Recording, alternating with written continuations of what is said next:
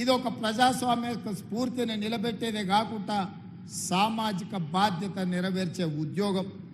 మీ ఉద్యోగాల ద్వారా ఈ రాష్ట్రానికి ఐఏఎస్లను, ఐపీఎస్లను, ఐఆర్ఎస్లను లేకపోతే జాతీయ స్థాయి అధికారులను తయారు చేయడమే కాకుండా డాక్టర్లను, లాయర్లను, ఇంజనీర్లను తయారు చేసే ఉత్పత్తి కేంద్రంగా ఈరోజు మీరు బాధ్యత చేపట్టబోతున్నారు. సర్పంచ్, ఎంపీటీసు, ఎంపీపీ, జిల్లా పరిషత్ చైర్మన్, జడ్పీటీసీ, ఎమ్మెల్యేలు, ఎమ్మెల్సీలను, ఎంపీలను, ఈ దేశ ప్రధానమంత్రులను తయారు చేసే విద్యను అందించేది మీరే.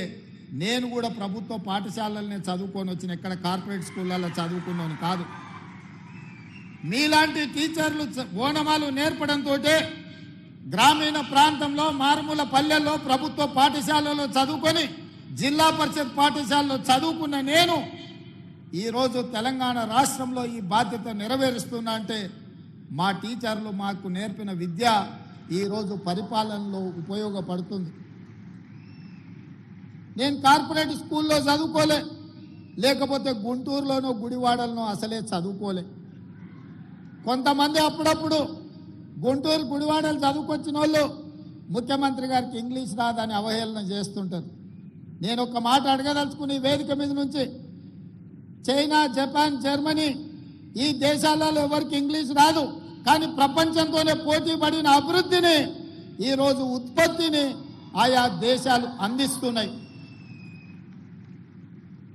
ఇంగ్లీష్ అనేది ఒక భాష ప్రపంచంలో ఉద్యోగ ఉపాధి అవకాశాలు దొరకడానికి ఉపయోగపడుతుంది. ఆనాడు ఆ రోజు ఆ పాఠశాలలో ఉన్న వసతులను బట్టి మాకు గురువులు నేర్పించిన చదువు మేము నేర్చుకున్నాము. ఈరోజు మీకు నా సూచన, ప్రతి విద్యార్థికి ప్రపంచంలో ఉద్యోగ ఉపాధి అవకాశాలు వచ్చే ఇంగ్లీష్ భాషను కూడా మీరు నేర్పండి. ఎవరో రేపు భవిష్యత్తులో ఈ పిల్లలకు, మీ దగ్గర చదువుకున్న పిల్లలకు ఇంగ్లీష్ రాదని అవహేళన చేసే పరిస్థితులు రావద్దు. వాళ్లకు ఖచ్చితంగా మంచి భాషను, మంచి భావాన్ని, దేశభక్తిని పెంపొందించే విధంగా వాళ్ళకి విద్యాబుద్ధులు నేర్పండి. రాష్ట్రం పట్ల, దేశం పట్ల, ఈ సమాజం పట్ల సామాజిక స్పృహ ఉండే విద్యార్థులను తయారు చేయండి.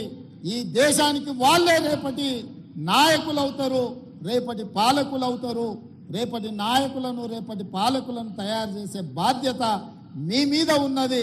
ఇది గురుతరమైన బాధ్యత, గురువు బాధ్యత అని చెప్పి నేను సంపూర్ణంగా విశ్వసిస్తున్నా. ఈరోజు రాష్ట్రంలో గురుకుల పాఠశాలలు ఇచ్చినా అంటున్నాడు.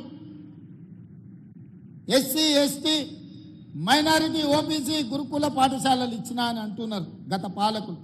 నేను అడుగుతున్న, ఎవరికైనా ఎక్కడైనా మౌలిక వసతులు ఉన్నాయా?